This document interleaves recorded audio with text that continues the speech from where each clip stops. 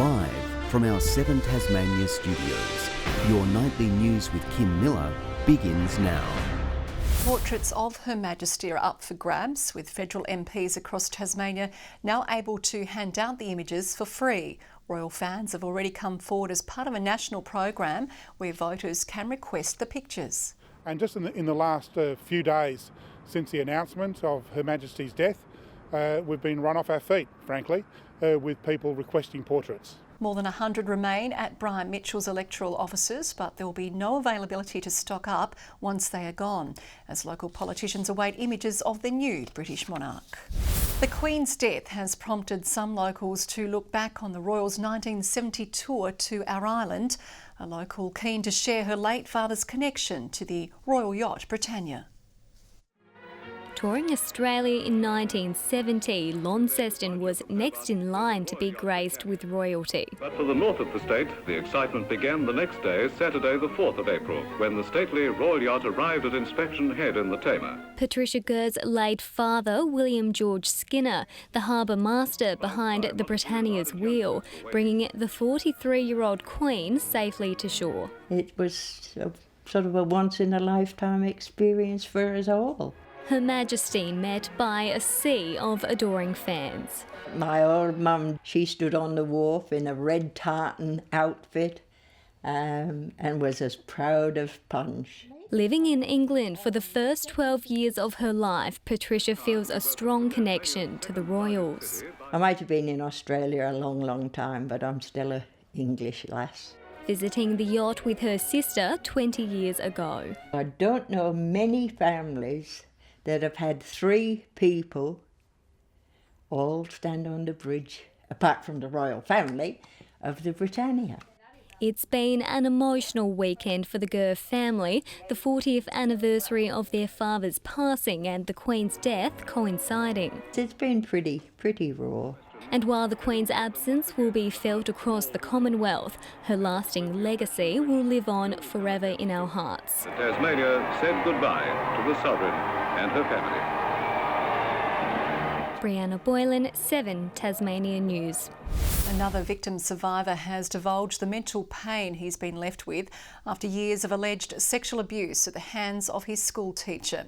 Robert Boost told the Commission of Inquiry he felt the system was set up to protect the offender, revealing he now struggles to trust people around his own children. Migrating to Australia at 4 years old and speaking limited English, a chance to integrate into the community saw Robert Boost's family take comfort in another.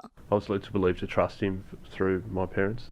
This was the beginning of interactions with his alleged perpetrator, which quickly became a regular occurrence when he moved to a school where the man worked. Speaking to my mother since, she said that she was told by the perpetrator that academically it'd be better for me.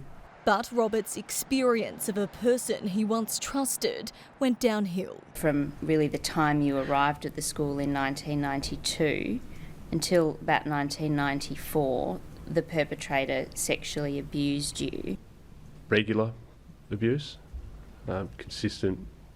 The victim's survivor revealing at the time he believed it was a relationship leading to struggles with his sexuality. I sort of hit that age 13, 14, 15, where it really started sinking what had happened.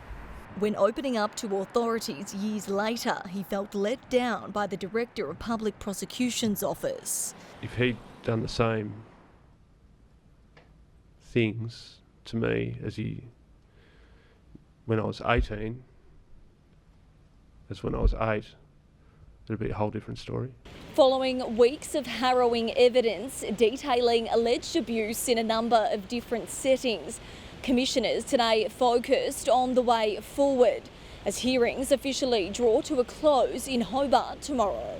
What we've heard during that evidence is that in the past there have been some significant failings in the ability to keep children safe. From next month, the Department of Education will hold the responsibility of children and young people. I think we do really need to explore where the relationship of trust lies. its secretary stepping up to apologise to Mr Boost for the past failings. I'm incredibly sorry for what he suffered at the hands of the perpetrator, and I recognise that we need to learn from that experience. Grace Evans, 7 Tasmania News. And if you or anyone you know needs help or this story has caused distress, contact the Sexual Assault Support Service on 1800 697 877. Rock falls on the Tasman Highway have disrupted traffic again, only a year after it was closed for protective work. The pass is a vital link from the capital to the coast, with the only alternative a gravel forestry road. Traffic returned to normal through Paradise Gorge this morning after rock walls proved troublesome once again. This morning, a large fallen rock blocked one lane of the Tasman Highway. Last year, the road was closed for 6 weeks for preventative rock blasting to take place, causing disruptions for locals and businesses as far north as Bicheno. Staff at the Buckland Roadhouse say they lost business from commuters this morning thanks to interrupted traffic. If the highway's closed, we can lose all our tourists. So we just rely on the locals then. It's essential that we maintain those roads open all the time for the people to move up and down the coast. State Growth will also conduct drainage work on the road next week, with reduced speed limits and stoppages expected. The gravel Wailangta Road provides the only alternative route to Paradise Gorge. And the road around there was disgusting. It would just wreck your car. After it copped heavy traffic last year, there was talk of surfacing it, but nothing's been done yet. Glamorgan Spring Bay Council wants to see the state government take over ownership of the road. However, neighbouring Sorell, which owns a small part, disagrees. It is a very expensive job to get it sealed, and it does bring a lot of traffic onto country council-controlled roads, which will cause other issues for the municipalities. A State Growth spokesperson says the government has no plans to take on ownership. A rocky road out of trouble in Paradise. Josh Duggan, 7 Tasmania News. Launceston's Riverbend Park Bridge will light up green this week, raising awareness about sepsis, one of Australia's biggest silent killers, claiming nearly 9,000 lives each year. Many of the symptoms often mistaken for other conditions like the flu. Might include things like shivering, shaking, chills, temperature. It might be you haven't passed urine for quite a length of time. The organisation is urging Tasmania to set up a specialised awareness team to improve sepsis care and management.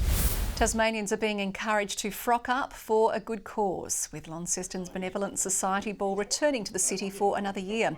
The event is the group's major fundraiser, contributing vital funds to provide emergency relief to disadvantaged community members.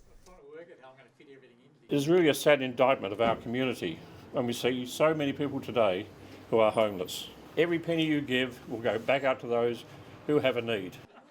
Donations are currently being welcomed, with tickets available online.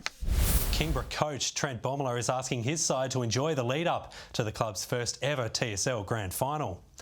The Tigers found themselves down 15 points at the final change against Clarence on Saturday, but charged back, kicking the go-ahead goal with less than 15 seconds on the clock. What our players showed on the weekend is a bit of adversity thrown at them and heavily challenged, that they were able to respond. So, we've got complete confidence that we can do that again this weekend. They will have a challenge this weekend though, with Launceston winning a qualifying final against the Tigers by 91 points. The newest life member of Cricket Tasmania says the honour is something he never would have dreamed of. Former Australian ODI captain George Bailey was inducted into the club on Friday night, with his portrait hoisted onto the walls of Blundstone Arena's members' pavilion. For a place that's felt like home for such a huge part of my life, and for me to now feel like that becomes a bit of a permanent home, very grateful. Bailey scored 300s in 90 one-day internationals for Australia and also played a part in a memorable Ashes whitewash.